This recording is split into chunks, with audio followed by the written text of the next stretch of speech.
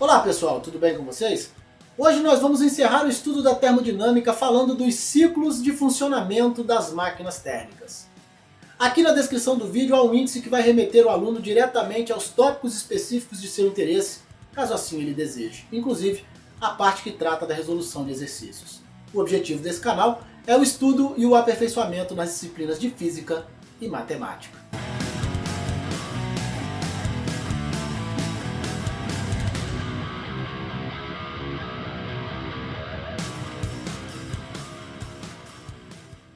Pessoal, para finalizar toda essa parte do estudo da termologia, a gente vai ver hoje a termodinâmica e suas leis. Vamos começar com a introdução. No século XIX, o termo termodinâmica era usado pelos físicos para designar o estudo da transformação de calor e trabalho e vice-versa. Hoje, o significado dessa palavra é bem mais amplo e serve para designar todo o estudo da termologia. Portanto, desde o nosso primeiro momento, nosso primeiro contato, quando estudamos termometria, já estávamos falando da termodinâmica. Esse estudo se baseia em três leis: a lei zero, a primeira e a segunda lei da termodinâmica.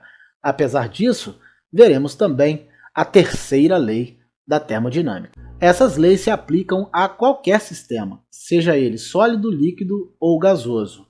Mas aqui nós vamos nos ater a aplicá-las aos gases ideais.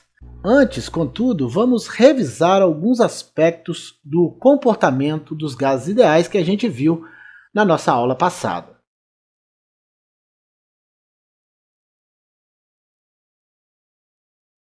Trabalho em uma transformação gasosa.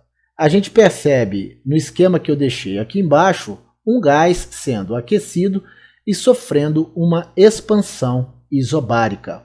Isso porque a pressão é mantida constante sobre o gás, quais sejam a pressão exercida pela atmosfera sobre o êmbolo, somada ao peso do êmbolo.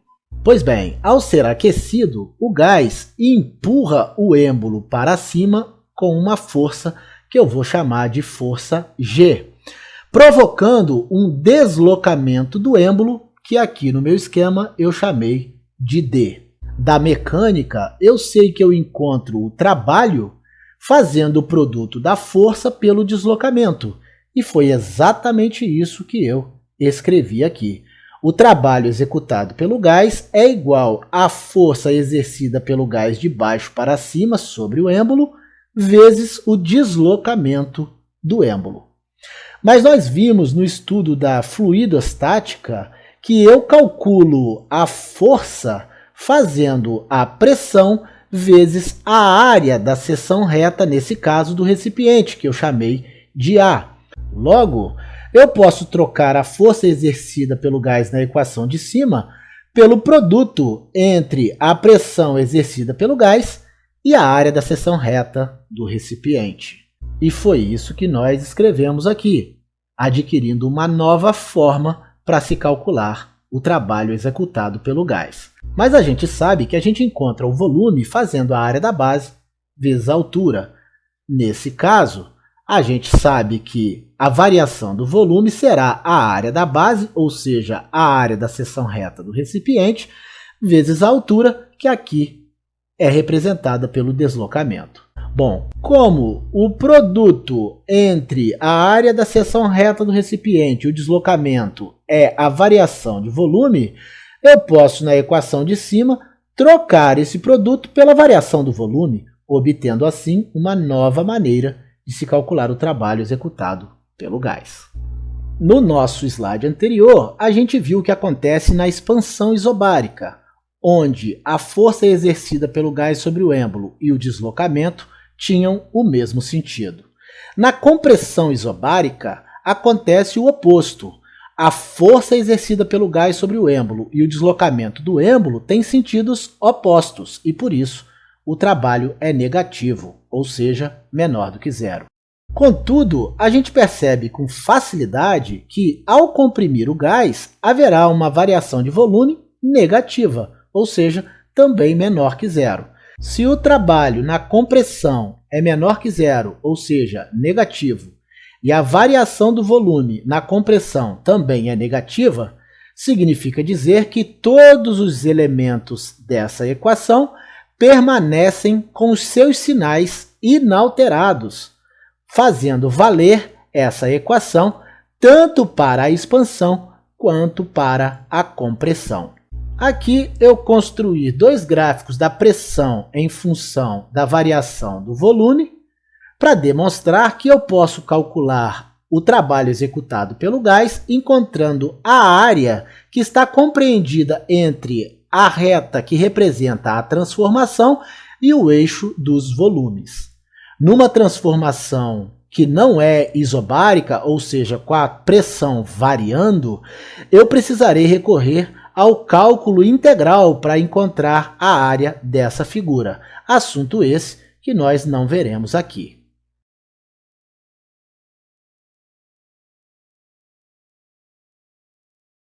Energia interna de um gás ideal. A energia interna de um corpo é a soma das energias cinéticas de todas as suas moléculas.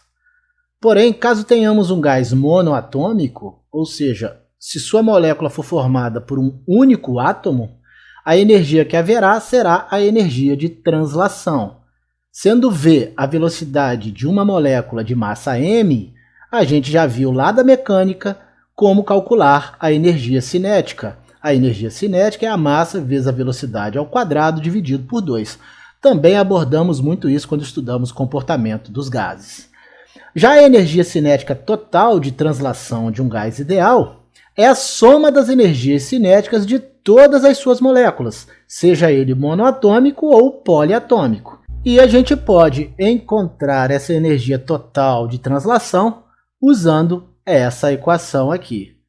Observar que nRT e PV são iguais por conta da equação de Clapeyron estudada na aula de comportamento dos gases.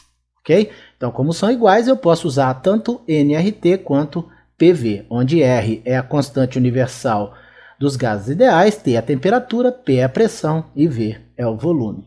Como essa energia é a única energia presente no gás monoatômico, ela também é sua energia interna.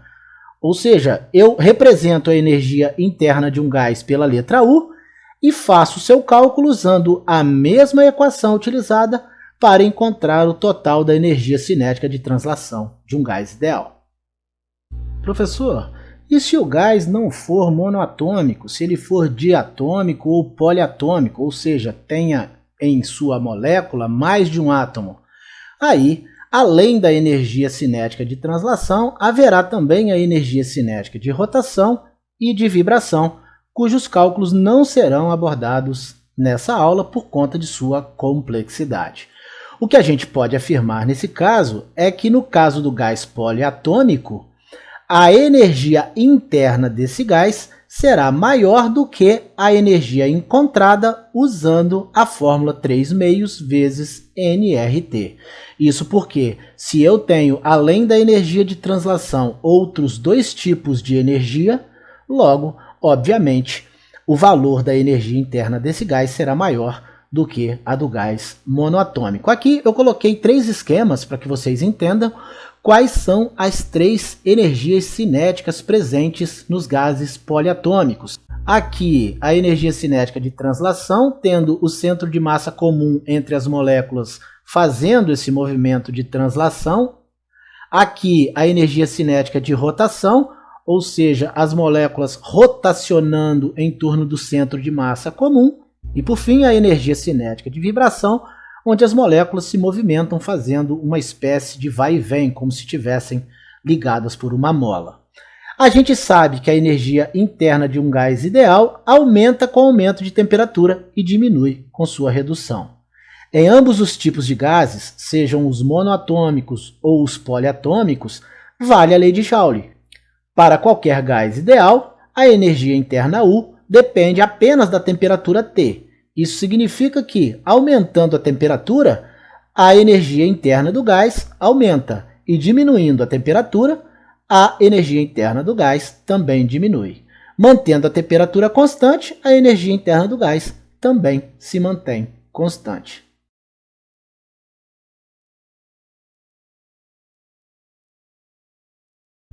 Primeira lei da termodinâmica. Ao fornecermos a um sistema uma quantidade de energia Q na forma de calor, duas situações podem ocorrer. Uma parte da energia pode ser utilizada na execução de trabalho, se expandindo, ou seja, o trabalho maior que zero, ou se contraindo, trabalho menor que zero. Também pode ocorrer do volume se manter constante, e aí a gente ter um trabalho nulo, ou seja, igual a zero. A outra parte da energia pode ser absorvida pelo sistema e transformada em energia interna, ou seja, essa outra parte pode ser igual à variação da energia interna do sistema. Em alguns casos, pode acontecer dessa variação de energia ser igual a zero, e isso significará que todo o calor Q foi usado na realização de trabalho. Temos então que a quantidade de calor é igual ao trabalho somado à variação de energia interna do gás. É isso que está esquematizado aqui. Quando a gente fornece uma quantidade de calor a um sistema, parte é usada na execução de trabalho, parte se transforma em energia interna. Essa equação expressa a primeira lei da termodinâmica. Na realidade, é uma outra forma da gente expressar o princípio da conservação de energia. Devemos ficar sempre atentos aos sinais da quantidade de calor e do trabalho. Se o gás se expande, ou seja, aumenta o volume, o trabalho é positivo. A gente já viu isso lá no início. Comprimindo o gás, a gente reduz o volume dele e, portanto, a gente tem um trabalho negativo. Nesse caso, o meio externo é que executa um trabalho positivo, quando o sistema está executando um trabalho negativo. Esquematizando, a gente vê que quando o volume aumenta, a variação do volume é maior que zero, o trabalho é positivo. Quando o volume diminui, a variação do volume é menor que zero, o trabalho é negativo. Quanto ao calor, caso o sistema receba calor, a quantidade de calor é maior que zero, ou seja, positiva. Caso o sistema esteja cedendo calor, a quantidade de calor será menor que zero.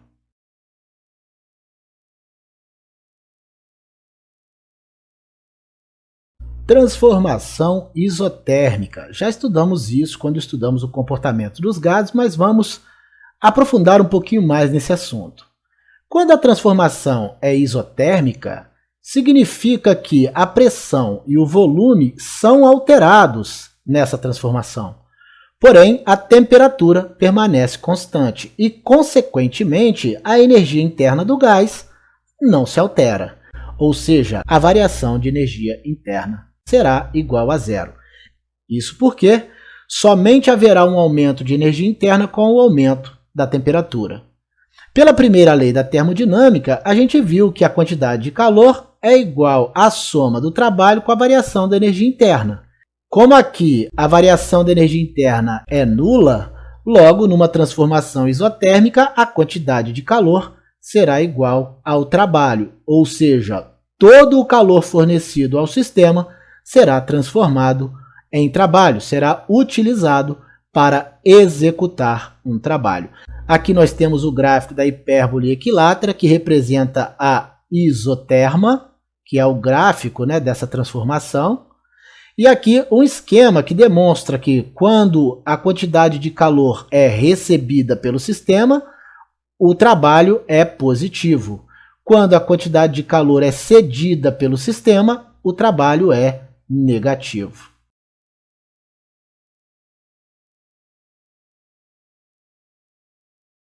Transformação isocórica. Já vimos esse tipo de transformação também. É a transformação onde o volume é mantido constante. O trabalho, nesse caso, a gente já viu que é nulo. Isso porque, como o volume nem aumenta nem diminui, o trabalho executado pelo gás é igual a zero. Pela lei da termodinâmica, pela primeira lei, a gente tem que a quantidade de calor é igual à soma do trabalho com a variação de energia interna do gás. Se o trabalho é nulo, a quantidade de calor será igual à variação de energia interna do gás. Portanto, em uma transformação isocórica, todo o calor recebido é transformado em energia interna. Se o gás for resfriado, o calor perdido pelo gás será igual à perda de energia interna. Aqui nós temos o gráfico da pressão em função da temperatura. A pressão e a temperatura nessa transformação podem variar, o que se mantém constante é o volume. Aqui a gente vê um esquema do aquecimento isocórico, onde a temperatura A é menor que a temperatura B e a pressão A é menor que a pressão B. E aqui a gente vê o processo inverso quando há o resfriamento do sistema. Ainda sobre a transformação isocórica, vamos falar do calor específico a volume constante. Se a gente mantiver o volume constante, o calor fornecido a um gás provocará seu aumento de temperatura. Logo, a quantidade de calor, a gente já viu no estudo da calorimetria, é igual à massa do gás vezes o seu calor específico vezes a variação de temperatura, onde CV é o calor específico do gás. Contudo, veremos que o valor do calor específico depende do tipo de transformação, e por isso a gente vai chamar CV de calor específico a volume constante, ou seja, o calor específico em uma transformação isocórica. A gente conclui com isso que o calor específico a volume constante vezes a massa é a capacidade térmica a volume constante. Calor molar a volume constante. A gente também viu no estudo do comportamento dos gases que a massa M de gás pode ser dada pelo número de mols de moléculas do gás vezes a sua massa molar, onde N é o número de mols de moléculas, a gente já viu isso, e M é a massa molar do gás. Nós dissemos no slide anterior e vimos também na calorimetria que a quantidade de calor é dada pela massa vezes o calor específico vezes a variação de temperatura. Como a massa do gás é o número de mols de moléculas vezes a massa molar, eu posso substituir a massa do gás aqui por esse valor desse produto. E foi isso que eu escrevi aqui. Ou seja, a quantidade de calor é o número de mols de moléculas do gás vezes sua massa molar vezes o calor específico do gás vezes a variação de temperatura. A massa molar vezes o calor específico do gás é igual ao calor molar. Logo, nós podemos encontrar a quantidade de calor fazendo o número de mols de moléculas do gás vezes o calor molar vezes a variação de temperatura do gás. Lembrar que o calor molar CV é o calor molar a volume constante, assim como o calor específico CV é o calor específico a volume constante. Dito de outro modo, o calor específico e o calor molar em uma transformação isocórica. Calor molar de um gás monoatômico. A energia interna de um gás monoatômico nós já vimos que é dada pela fórmula 3/2 vezes nRT. Portanto, a variação de energia interna será 3/2 vezes nR ΔT. A variação de temperatura provoca a variação na energia interna do gás. Como esse tipo de transformação tem volume constante, por ser uma transformação isocórica, a quantidade de calor é igual à variação de energia interna. Logo, eu posso escrever no lugar da quantidade de calor o número de mols de moléculas do gás vezes o calor molar a volume constante vezes a variação de temperatura, e no lugar da variação da energia interna eu posso escrever 3/2 vezes nR ΔT. Essa igualdade é verdadeira. Observem que, por eu ter uma multiplicação de ΔT em ambos os lados dessa equação, eu posso simplificá-los, assim como eu posso fazer com o número de mols de moléculas. Com isso, eu encontro uma equação que me dá o calor molar a volume constante para os gases ideais monoatômicos, qual seja CV igual a 3/2 vezes R, que é a constante universal dos gases ideais. Para os gases poliatômicos, o calor molar a volume constante é maior do que o dado por essa equação. Isso porque a gente já falou que os gases poliatômicos têm energia cinética maior do que os gases monoatômicos, por conta das energias cinéticas de translação, rotação e de vibração.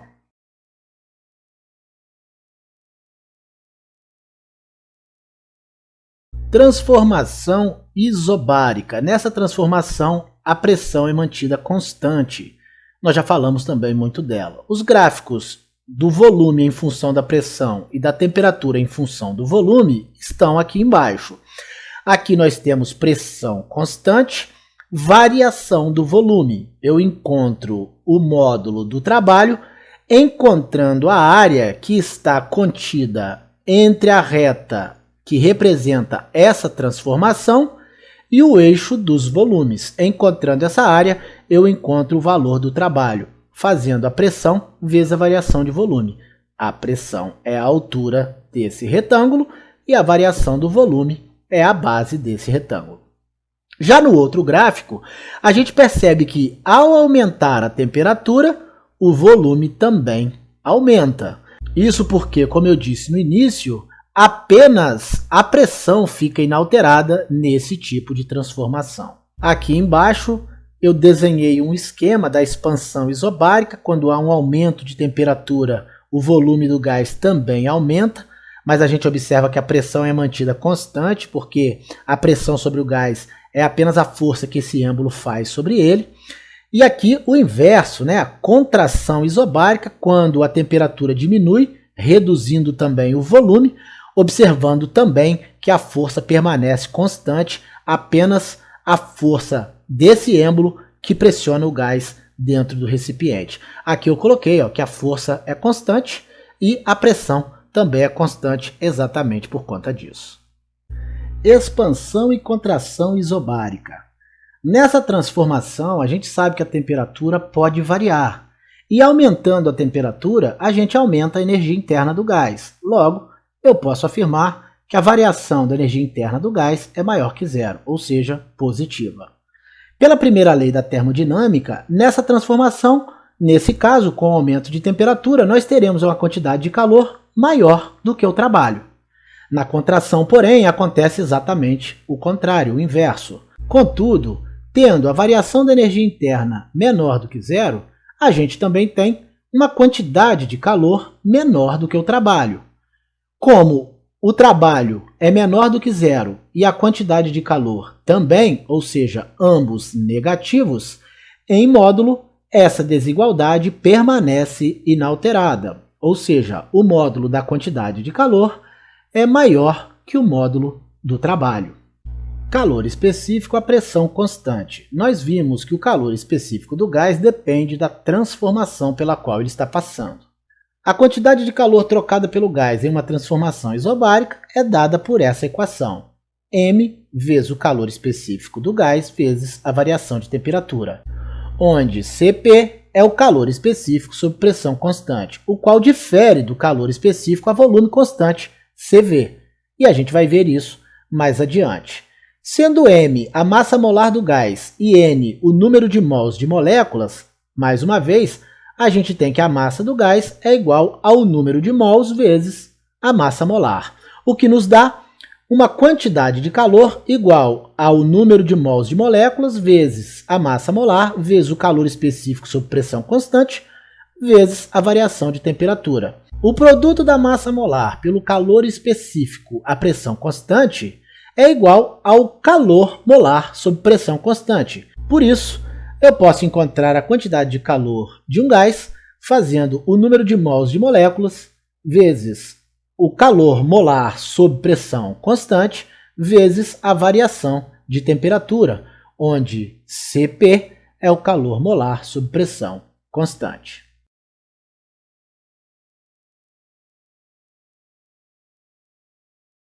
Relação entre calor molar a volume constante e calor molar sob pressão constante. Vamos considerar uma determinada massa de gás ideal sofrendo ao mesmo tempo uma expansão isobárica, ou seja, pressão mantida constante, e um aquecimento isocórico, ou seja, volume mantido constante, de modo que a variação da temperatura seja a mesma. A temperatura varia, mas a variação é a mesma nas duas transformações. Desse modo, nas duas transformações, a variação de energia interna do gás será a mesma. E no aquecimento isocórico não haverá realização de trabalho. Por que é que a variação da energia interna é a mesma nas duas transformações? Ora, se nós temos a mesma variação de temperatura, teremos a mesma variação na energia interna. No caso específico do aquecimento isocórico, não haverá realização de trabalho porque o volume é mantido constante. Se o volume é mantido constante, não há realização de trabalho. Portanto, se QP e QV são as quantidades de calor recebidas pelo gás nas transformações isobárica e isocórica, respectivamente, teremos, de acordo com a primeira lei da termodinâmica, a quantidade de calor na transformação isobárica será igual ao trabalho mais a variação na energia interna do gás.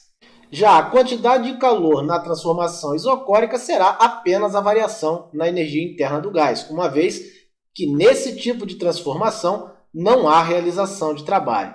Como o trabalho é maior que zero, e nós temos aqui a energia interna do gás, no caso da transformação isobárica, sendo somada ao trabalho, nós teremos, então, a quantidade de calor na transformação isobárica maior do que a quantidade de calor na transformação isocórica.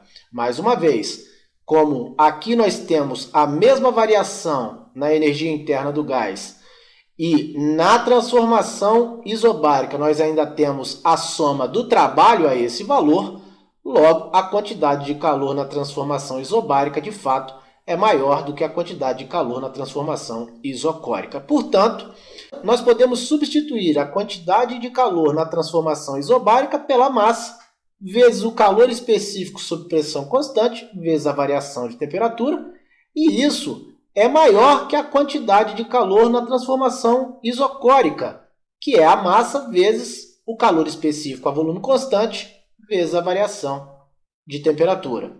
Ou seja, o calor específico sob pressão constante é maior que o calor específico a volume constante. Disso, a gente conclui que o calor molar sob pressão constante é maior que o calor molar a volume constante. Relação de Mayer. Usando as equações que vimos no slide anterior, quais sejam: a quantidade de calor sob pressão constante é igual ao trabalho somado à variação de energia interna do gás, e a quantidade de calor a volume constante é igual a apenas a variação da energia interna do gás, e também usando a equação de Clapeyron, que é a pressão vezes o volume igual ao número de mols de moléculas vezes a constante universal dos gases ideais vezes a temperatura, é possível demonstrar que a diferença entre o calor molar sob pressão constante e o calor molar a volume constante é igual a R, ou seja, é igual à constante universal dos gases ideais. A essa relação a gente chama de relação de Mayer. Nesse slide eu coloquei duas tabelas, tabela 1 e tabela 2, vamos ver do que se trata. A tabela 1 mostra o calor específico de alguns gases em caloria por grama e Kelvin a 27 graus Celsius. Já a tabela 2 define o calor molar de alguns gases em Joule por mol e Kelvin, também a 27 graus, mostra também a relação de Mayer e a razão de Poisson, que é dada por essa equação, ou seja, gama igual ao calor molar sob pressão constante dividido pelo calor molar a volume constante. Aqui na tabela 1, como eu disse, a gente tem aqui alguns gases, o hélio, o hidrogênio, o nitrogênio, o oxigênio, o dióxido de carbono. Aqui o calor específico sob pressão constante e aqui o calor específico a volume constante. Aqui a gente nota a diferença entre eles, inclusive notando que o calor específico sob pressão constante é de fato maior que o calor específico a volume constante. A gente percebe nos valores que estão aqui relacionados. Já na tabela 2, eu tenho também alguns gases monoatômicos, diatômicos e poliatômicos, estão eles aqui relacionados. Aqui eu tenho o calor molar sob pressão constante, tá aqui, o calor molar sob pressão constante. Aqui, o calor molar a volume constante, a gente também percebe que o calor molar sob pressão constante é maior que o calor molar a volume constante, como a gente já viu em slides anteriores, a gente confere aqui ó, esses valores. A gente tem aqui a razão de Mayer, que é o calor molar sob pressão constante menos o calor molar a volume constante. Aqui os valores para cada um dos gases. E aqui a razão de Poisson, que é dada por essa equação que eu falei anteriormente. Gama é igual ao calor molar sob pressão constante dividido pelo calor molar a volume constante. Estão aqui os resultados para esses gases. Como foi dito anteriormente, a tabela 2 apresenta os calores molares à temperatura de 27 graus Celsius. Isso porque, para sólidos, líquidos e gases, esses valores variam com a temperatura e não são proporcionais ao aumento ou à diminuição da temperatura. É o que a gente vê nesse gráfico que representa o calor molar a volume constante do hidrogênio em função da temperatura. Vale o registro de que, apesar do hidrogênio ser um gás diatômico, entre aproximadamente 20 kelvins e 80 kelvins, ele apresenta calor molar previsto para os gases ideais monoatômicos, qual seja 3/2 vezes a constante universal dos gases ideais. Dito de outro modo, o calor molar a volume constante do hidrogênio entre as temperaturas de 20 kelvins e 80 kelvins é aproximadamente 12,5 joules por mol e Kelvin, que é resultado dessa equação, 3/2 vezes a constante universal dos gases ideais.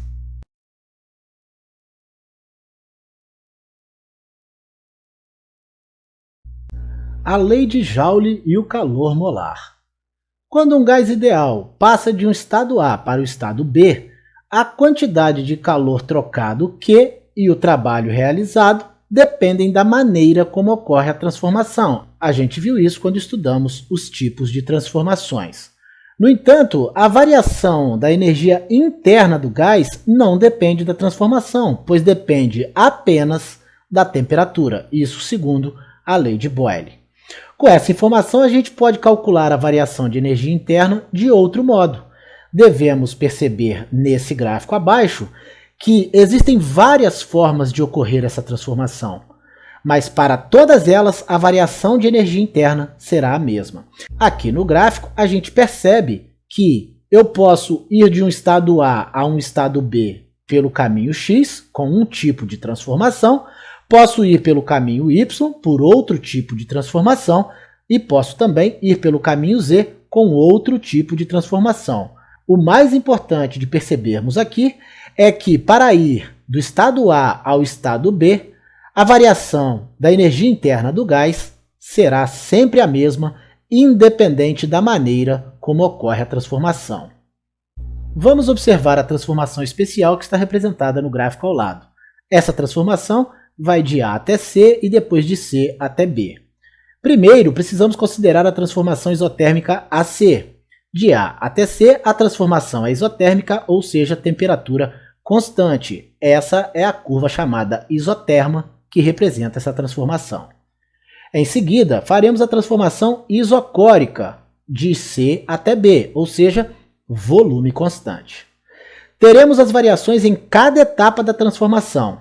De A até C, nós temos a variação da energia interna do gás, AC.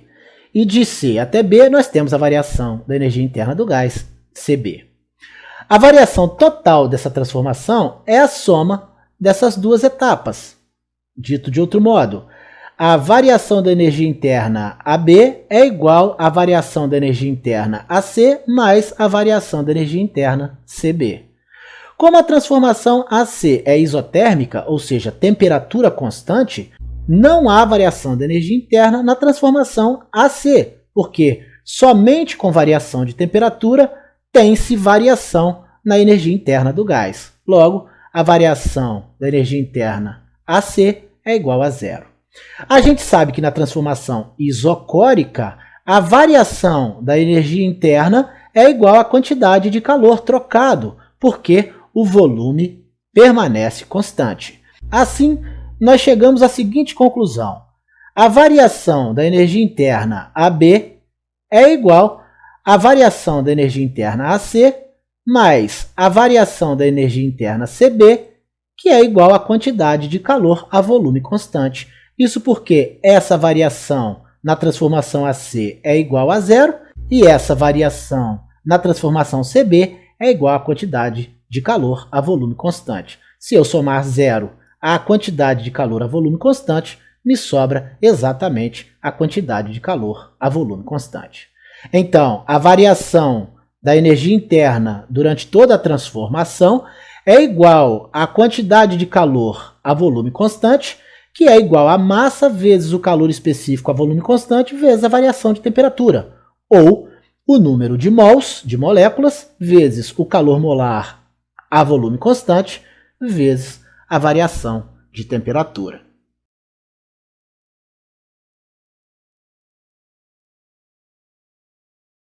Transformação adiabática. Essa transformação ocorre quando não há troca de calor com o ambiente.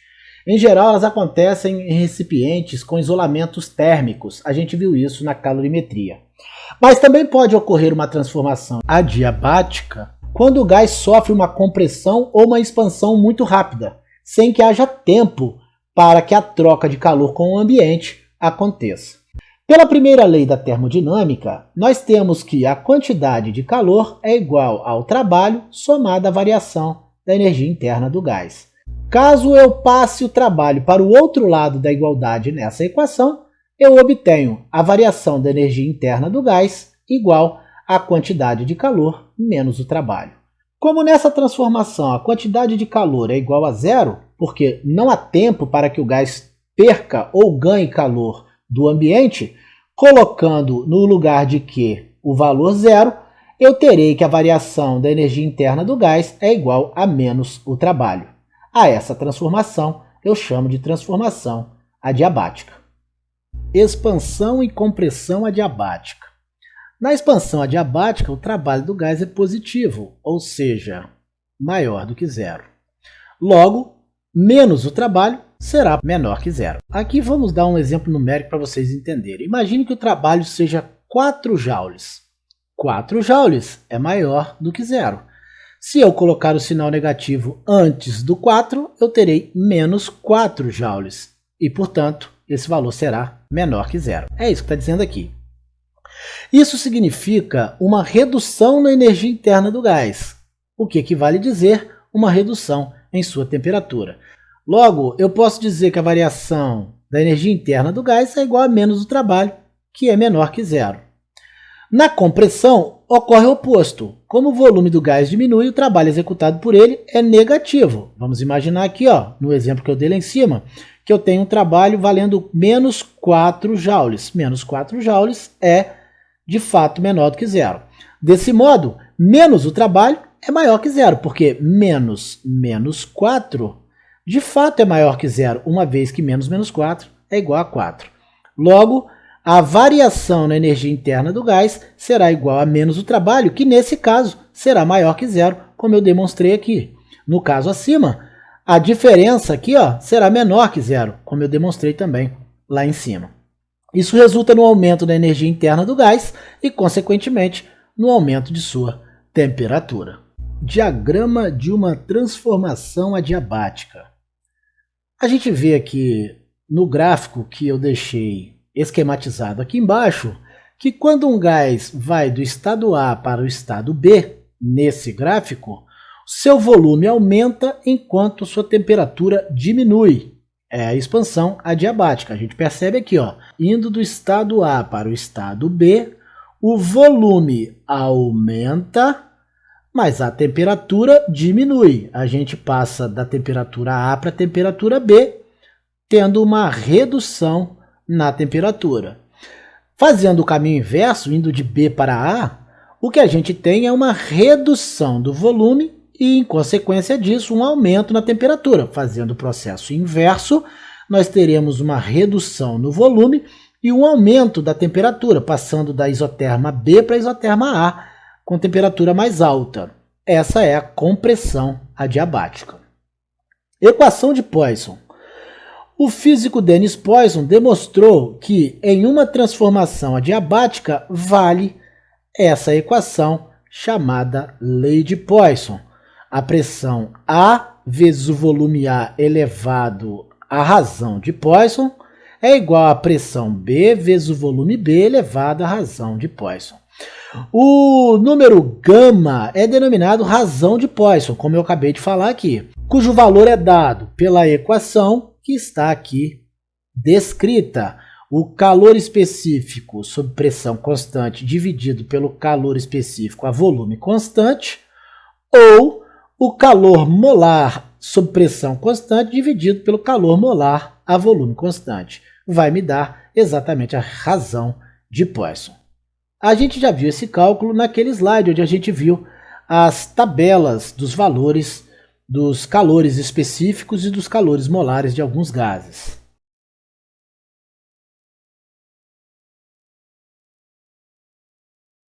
Transformação cíclica. Nesse tipo de transformação, o gás sai de um estado A, sofre várias transformações e retorna ao estado A inicial. Aqui a gente percebe o gás sofrendo a transformação AB, depois a transformação BC, depois a transformação CD e por fim a transformação DA quando o gás retorna ao estado inicial. Cada sequência dessa completa, ou seja, toda vez que o gás sai do estado A e retorna a ele, a gente diz que o gás completou um ciclo.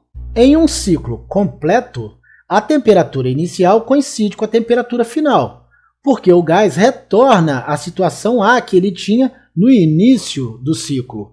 Logo, o gás tem as mesmas condições que ele tinha. E por isso, durante todo o ciclo, a variação da energia interna é nula. E foi isso que eu escrevi aqui. Aplicando a primeira lei da termodinâmica, considerando a variação da energia interna nula, nós teremos que a quantidade de calor é igual ao trabalho em cada ciclo. Ciclos horários e anti-horários. Quando o ciclo é no sentido horário, o trabalho é positivo. O contrário ocorre quando o ciclo tem o sentido anti-horário, ou seja, o trabalho é negativo. É o que a gente observa aqui nos dois primeiros gráficos que eu deixei esquematizado aqui. Quando o ciclo é no sentido horário, o trabalho realizado é positivo. Quando o ciclo é no sentido anti-horário, o trabalho realizado é negativo.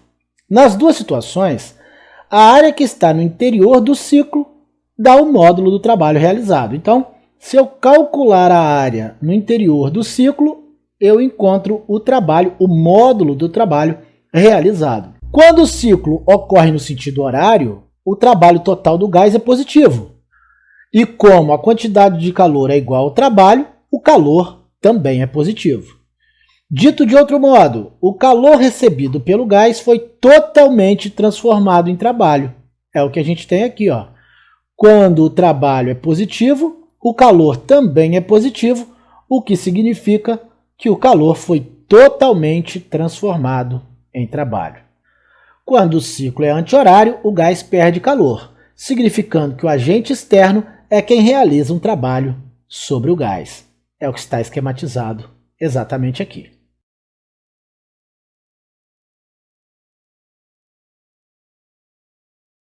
Máquinas térmicas.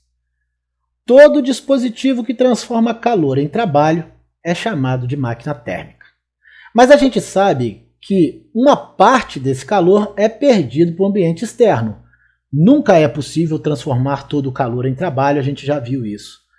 A figura abaixo mostra o esquema geral das máquinas térmicas. Uma fonte quente a uma temperatura TQ, uma temperatura da fonte quente, envia uma quantidade de calor QQ, quantidade de calor da fonte quente, à máquina térmica, que usa parte desse calor para executar um trabalho, e a outra parte ela remete à fonte fria, chamado de calor frio, né? Calor da fonte fria, a uma temperatura que é inferior à temperatura original. É isso que está escrito aqui, ó. A gente vê exatamente o esquema escrito aqui. O que está dizendo aqui, ó? A quantidade de calor da fonte quente é a soma do trabalho com a quantidade de calor da fonte fria. Por quê? Porque parte desse calor da fonte quente virará trabalho e outra parte será remetida à fonte fria. Essa equação aqui, a segunda equação, é apenas uma variação dessa primeira. Basta eu pegar aqui, ó, a quantidade de calor da fonte fria e passar para o outro lado que eu obtenho essa segunda equação. O rendimento de uma máquina térmica, representado por essa letra grega chamada eta, é a razão entre o trabalho e a quantidade de calor da fonte quente. É isso que está escrito aqui, ó. O rendimento é igual ao trabalho dividido pela quantidade de calor da fonte quente. Mas a gente viu no slide anterior que o trabalho é igual à quantidade de calor da fonte quente menos a quantidade de calor da fonte fria. E por isso eu posso substituir o trabalho nessa equação exatamente por essa diferença. Então a gente fica com o rendimento igual à quantidade de calor da fonte quente menos a quantidade de calor da fonte fria dividido pela quantidade de calor da fonte quente. Observe que aqui, ó, eu posso desmembrar essa subtração, escrevendo desse modo aqui, ó. O rendimento será a quantidade de calor da fonte quente dividido pela quantidade de calor da fonte quente menos a quantidade de calor da fonte fria dividido pela quantidade de calor da fonte quente. Esse denominador é denominador do primeiro termo e do segundo termo dessa subtração. Mas dividir a quantidade de calor da fonte quente por ela mesma vai me dar um valor igual a 1. Logo, eu ficarei com o rendimento igual a 1 menos a quantidade de calor da fonte fria dividido pela quantidade de calor da fonte quente. O rendimento de uma máquina térmica também pode ser chamado de eficiência. Então, dizer rendimento ou eficiência é dizer a mesma coisa, são sinônimos. Seu rendimento só seria igual a 1, ou seja, 100%, caso a máquina conseguisse transformar todo o calor em trabalho. A gente já viu que isso é impossível. E, portanto, jamais uma máquina térmica terá rendimento igual a 1. Esse valor do rendimento vai variar de 0 a 1, nunca podendo ser 1, porque a gente não consegue, como a gente já disse várias vezes, transformar todo o calor em trabalho. As máquinas a vapor, por exemplo, têm rendimento geral bem baixo, em torno de 15%. Inclusive, foi por isso que elas foram, ao longo do tempo, sendo substituídas por locomotivas elétricas, cujo rendimento é muito superior a esse rendimento apresentado pelas máquinas a vapor. Ciclo de uma máquina a vapor. Uma máquina térmica funciona por ciclos. A máquina a vapor não é diferente. Aqui o gráfico que representa aproximadamente o ciclo de transformações feitas por essa máquina a vapor. A área contida por esse gráfico nos dá o trabalho executado por essa máquina. Na fase AB, que está representada aqui no gráfico a fase AB, o vapor entra no cilindro sob alta pressão aproximadamente constante. É o que acontece aqui, né? A pressão está aqui, ó, se mantém aproximadamente constante. Na fase BC, o vapor se expande, empurrando o pistão de modo aproximadamente adiabático. É o que ocorre aqui na fase BC, né? Uma transformação aproximadamente adiabática. Nós já vimos até o gráfico lá dessa transformação. Na fase CD, abre-se a válvula A, que permite a saída do vapor, produzindo uma redução drástica de pressão. Na fase CD, aqui nós temos uma pressão que drasticamente cai exatamente para esse ponto da transformação. Na fase DE, sob pressão aproximadamente constante, quase todo o vapor é expulso. Mas sobra um pouco, pois a válvula A é fechada antes que o pistão desça completamente. Aqui a gente nota que a pressão se mantém aproximadamente constante na fase DE. Por fim, na fase EA, quando o vapor volta para o seu estado inicial, o vapor restante é comprimido de modo aproximadamente adiabático, voltando ao ponto inicial. Esse é o ciclo de funcionamento das máquinas a vapor. Ciclo do motor de explosão de 4 tempos. Geralmente esses motores são motores de motocicleta, automóveis, enfim, em geral são motores de 4 tempos. Fase AB, ou seja, primeiro tempo. A mistura gasosa penetra no cilindro sob pressão atmosférica, aumentando do volume 1 para o volume 2. À medida que a mistura vai entrando no cilindro, o volume dessa mistura vai aumentando. É o que a gente vê no gráfico, né? Na fase AB, à medida que a mistura entra no cilindro, o volume passa de V1 para V2, aumentando. Fase BC, que a gente chama de segundo tempo. A mistura gasosa é comprimida adiabaticamente. Isso aqui significa o seguinte: a pressão aumenta sem que haja troca de calor com o ambiente. A transformação acontece tão rápido que não há tempo de haver essa troca. É o que a gente vê na fase BC.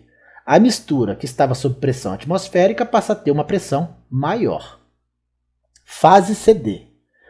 Ocorre a combustão com o gás recebendo uma quantidade de calor da fonte quente. Em geral, essa combustão é provocada por uma faísca que a vela solta dentro do cilindro desse motor. Como a combustão é muito rápida, nessa fase o volume fica aproximadamente constante, enquanto pressão e temperatura variam. É o que a gente percebe na fase CD. A pressão que estava aqui, nesse ponto em C, aumenta indo lá para cima no gráfico, nesse ponto D. Mas o volume permanece aproximadamente constante. Na fase DE, que a gente chama de terceiro tempo, ocorre a expansão adiabática do gás. Expansão adiabática significa um aumento de volume sem que haja troca de calor com o ambiente. Também nesse caso, a transformação ocorre tão rapidamente que não há tempo de haver essa troca com o ambiente. É o que acontece. Na fase DE, a gente tem novamente um aumento de volume do volume 1 para o volume 2. Fase EB. O gás cede calor para o ambiente, sistema de refrigeração, e sua pressão diminui a volume constante. É o que a gente vê também no gráfico. Aqui o volume permanece inalterado em V2, mas a pressão cai desse ponto aqui E para o ponto B, voltando à pressão atmosférica. E por fim, fase BA, que a gente chama de quarto tempo, os gases são expulsos sob pressão atmosférica, saindo pelo escapamento. Esse é o ciclo do motor de explosão de 4 tempos.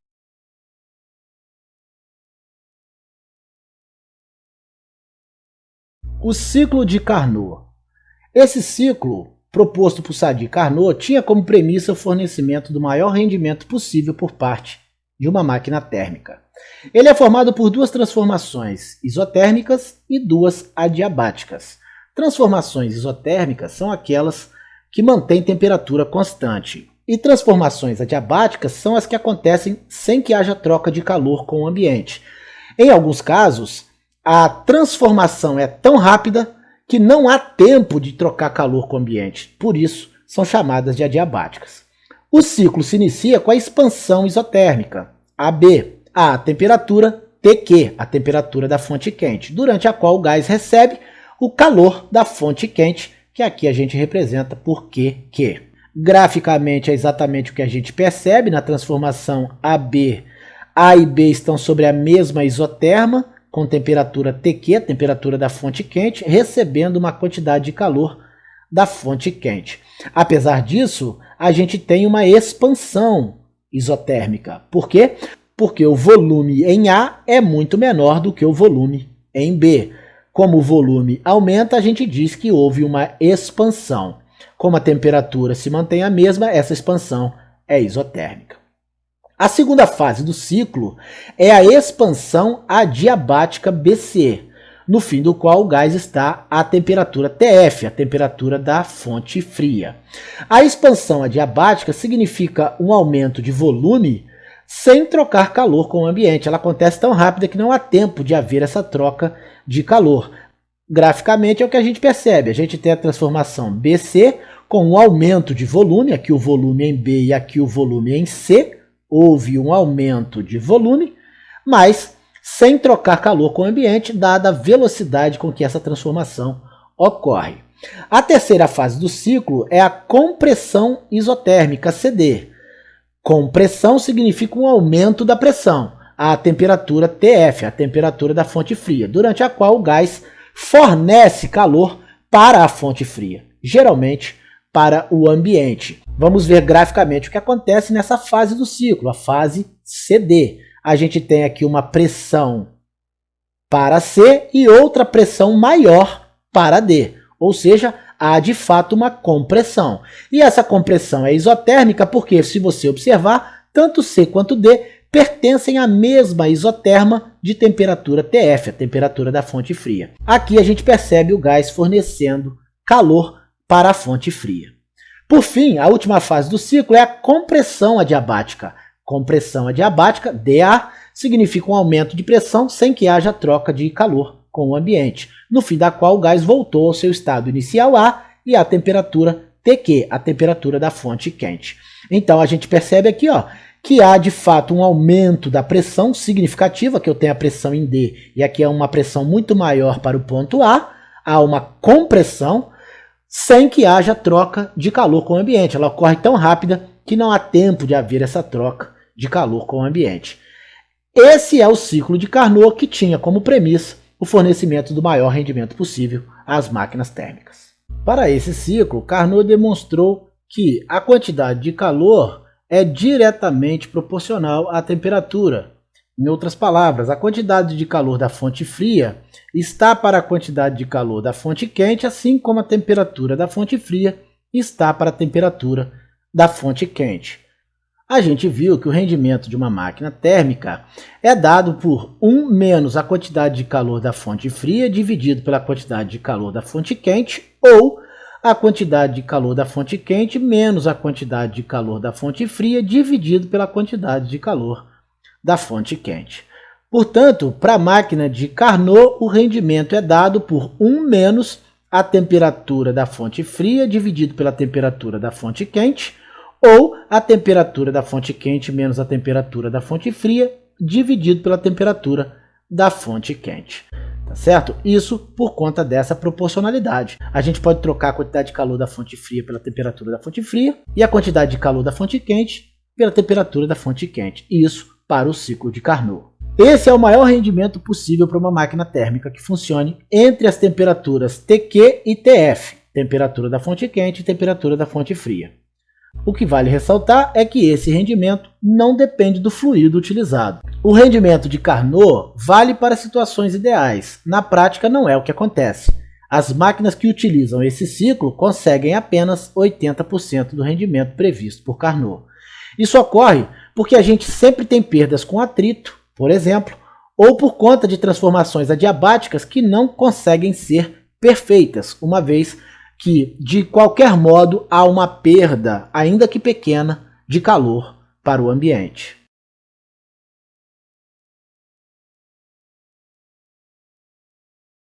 Refrigeradores, condicionadores de ar e bombas de calor. A gente viu o esquema de funcionamento de uma máquina térmica nos slides anteriores. Se invertermos o sentido das setas, a gente vai obter o mecanismo de funcionamento de um refrigerador, um ar-condicionado ou um condicionador de ar. Aqui está o mecanismo de funcionamento de uma máquina térmica. Aqui vocês observam as setas invertidas, representando o funcionamento de um refrigerador, por exemplo. Nos refrigeradores, acontece da seguinte forma. Um motor realizando um trabalho retira uma quantidade de calor QF da fonte fria e uma quantidade de calor QQ é enviada à fonte quente. Nas bombas de calor, a gente tem o mesmo processo da máquina térmica. Uma bomba de calor é uma máquina térmica e, portanto, usa esse mesmo esquema. Já o ar-condicionado, o condicionador de ar e o refrigerador usam esse esquema com as setas invertidas. Coeficiente de desempenho. Quanto menos trabalho um refrigerador realizar para retirar uma mesma quantidade de calor de uma fonte fria, maior será sua eficiência. Com isso, definimos o coeficiente de desempenho de um refrigerador, que a gente chama de CDR. A gente encontra o CDR fazendo a quantidade de calor retirada da fonte fria dividido pelo trabalho. Nas bombas de calor, esse coeficiente é dado por CDB, o coeficiente de desempenho da bomba de calor, que é a quantidade de calor retirada da fonte quente dividido pelo trabalho. Uma outra grandeza muito importante da gente saber quando compra um aparelho desse é a potência. É muito importante saber a rapidez com que a máquina consegue retirar calor da fonte. A gente sabe que a gente pode encontrar a potência fazendo a energia dividido pelo tempo. Com isso, eu posso definir uma equação para a potência retirada da fonte fria, qual seja a quantidade de calor da fonte fria dividido pela variação do tempo. Lembrar que a quantidade de calor é uma forma de energia. Eu posso reescrever essa equação fazendo a quantidade de calor da fonte fria igual à potência retirada da fonte fria vezes a variação do tempo. De igual modo, eu posso definir uma equação para a potência retirada da fonte quente, fazendo a quantidade de calor da fonte quente dividido pela variação de tempo. Eu posso também reescrever essa equação fazendo a quantidade de calor da fonte quente igual à potência retirada da fonte quente vezes a variação do tempo. Também é importante a gente saber a potência do motor elétrico, que executa o trabalho retirando essa quantidade de calor da fonte. Eu sei que a potência do motor elétrico é dada pelo trabalho executado por ele, dividido pela variação do tempo. Também posso reescrever essa equação fazendo o trabalho igual à potência do motor vezes a variação de tempo. Diante de tudo isso, eu posso redefinir a equação do coeficiente de desempenho do refrigerador, que é a quantidade de calor da fonte fria dividido pelo trabalho. Eu disse aqui, que a quantidade de calor da fonte fria é a potência retirada da fonte fria vezes a variação do tempo. E foi isso que eu coloquei aqui. Também disse aqui, que o trabalho é a potência do motor vezes a variação do tempo.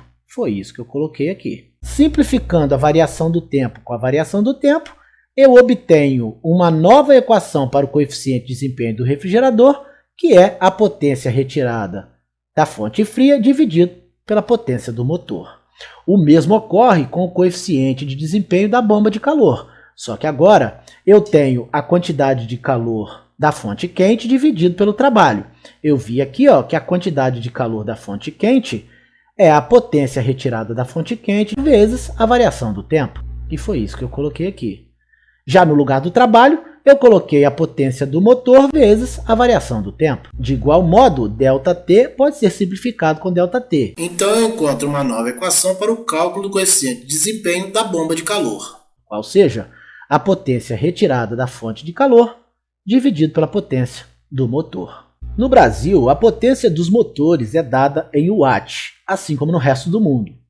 Mas os valores da potência retirada da fonte fria e da potência retirada da fonte quente são dados em BTU por hora, o que não faz nenhum sentido, já que o BTU é uma unidade de medida britânica e o watt é a unidade de medida do sistema internacional. Como o BTU vale aproximadamente 1055 joules, a gente tem que 1 BTU por hora é igual a 1055 joules dividido por 3.600 segundos. Uma hora tem 3.600 segundos, e isso vale aproximadamente 0,293 watt, para o caso de termos que fazer alguma transformação nesse sentido. Refrigeradores e bombas de Carnot. Os maiores coeficientes de desempenho desses aparelhos ocorrem quando eles operam segundo o ciclo de Carnot. Para esses aparelhos, valem as equações apresentadas para as máquinas térmicas. Logo, o coeficiente de desempenho do refrigerador de Carnot é igual à temperatura da fonte fria dividido pela temperatura da fonte quente menos a temperatura da fonte fria. Já o coeficiente de desempenho da bomba de calor de Carnot é igual à temperatura da fonte quente dividido pela temperatura da fonte quente menos a temperatura da fonte fria.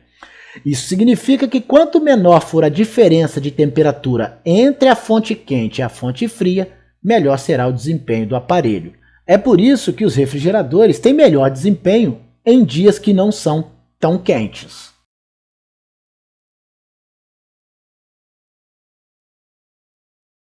Segunda e terceira leis da termodinâmica.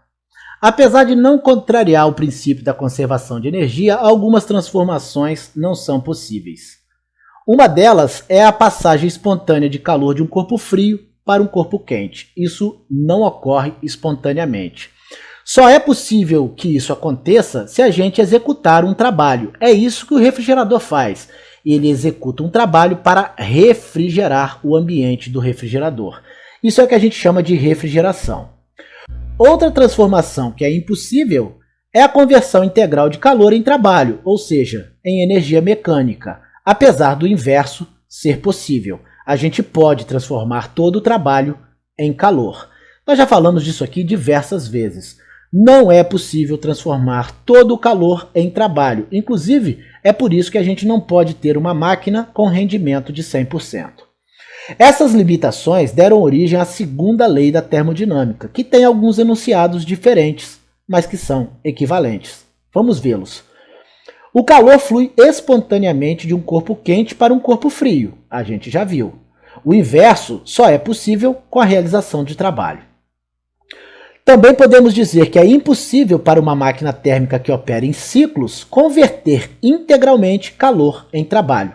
São enunciados que se equivalem. Nós vimos no início do nosso estudo sobre termologia que as leis da termodinâmica dizem que não existe nenhuma possibilidade das moléculas de um corpo cessarem por completo sua vibração. E é por isso que o zero absoluto, zero da escala Kelvin, é apenas um valor teórico. Vamos ver o porquê dessa impossibilidade. Vamos considerar o ciclo de Carnot, cujo rendimento é dado por 1 menos a quantidade de calor da fonte fria, dividido pela quantidade de calor da fonte quente, ou 1 menos a temperatura da fonte fria, dividido pela temperatura da fonte quente. Para que o rendimento de uma máquina alcançasse 100%, seria necessário que a fonte fria tivesse temperatura igual ao zero absoluto. Ou seja, caso a quantidade de calor da fonte fria e a temperatura da fonte fria fossem iguais a zero. Essa impossibilidade de atingirmos um rendimento de 100% também nos impossibilita de atingirmos o zero absoluto. Esse fato é conhecido como a terceira lei da termodinâmica. Vamos explicar melhor isso daqui. O rendimento de Carnot só seria igual a 1, ou seja, igual a 100%, se a temperatura da fonte fria fosse zero, porque dividindo zero pela temperatura da fonte quente, eu teria um valor para essa divisão igual a zero, e 1 menos zero seria igual a 1. Mas a gente sabe que não é possível obter um rendimento de 100%, portanto, essa temperatura jamais será igual a zero. Uma impossibilidade nos leva a outra. Como é impossível atingir um rendimento de 100%, também é impossível chegarmos ao zero absoluto. Irreversibilidade e desordem. A gente sabe que alguns eventos físicos podem ser desfeitos, ou seja, são reversíveis. A gente pode citar como exemplo o movimento periódico de um pêndulo, que oscila da posição A para B e depois volta da posição B para a posição A, revertendo o seu movimento. Outros eventos, como por exemplo a queda de um ovo no chão, não pode ser revertido. Apesar dessa reversão ser impossível, ela não contraria a lei da conservação da energia. Ninguém nunca viu um ovo vindo do chão para a mão da pessoa que o deixou cair. A energia térmica é uma energia cinética interna. Ela é a soma das energias cinéticas de translação e rotação das moléculas, tão falado por nós lá no início. Quando o ovo colide com o solo, há uma transformação da energia cinética macroscópica em energia cinética microscópica. A energia cinética microscópica é uma energia desorganizada. Cada molécula se move em uma direção. Já a energia cinética macroscópica, presente no ovo antes que ele se quebre, é uma energia organizada. Todas as moléculas se movem na mesma direção. Sabemos que não há como recuperar a energia cinética microscópica, exatamente por ela ser desorganizada. E por isso chamamos essa energia de energia degradada. É o que acontece com uma fogueira, por exemplo. Após a lenha queimar e ser toda transformada em cinza, não há como recuperar essa energia. A gente também chama essa energia de energia degradada. Entropia. A entropia mede a desordem de um sistema. Com esse conceito, foi proposta uma nova formulação para a segunda lei da termodinâmica, que diz o seguinte: a entropia total de um sistema isolado jamais diminui, ou ela se mantém constante, ou ela aumenta. A entropia só se mantém constante em processos que são reversíveis. Entretanto, como nenhum processo é totalmente reversível, não há como reverter totalmente um processo, a entropia em sistemas isolados só aumenta. Todas essas constatações, a irreversibilidade e a entropia, nos levam a concluir que esse é um dos motivos pelos quais não podemos ver os eventos ao contrário, ou seja, não podemos passar o tempo para trás. O sentido em que os fenômenos acontecem do presente para o futuro é chamado de flecha do tempo.